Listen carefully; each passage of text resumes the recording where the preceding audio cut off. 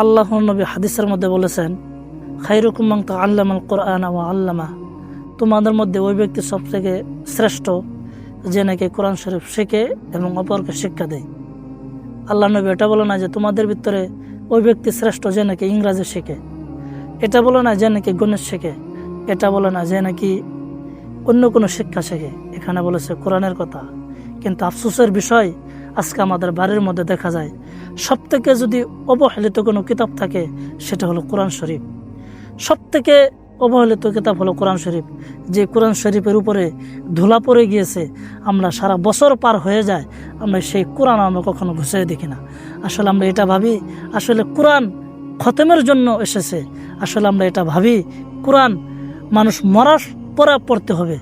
আসলে এটা আমরা ভেবে নিয়েছি, আমরা সারা বছর পার হয়ে যায় কোরআন পড়ি না।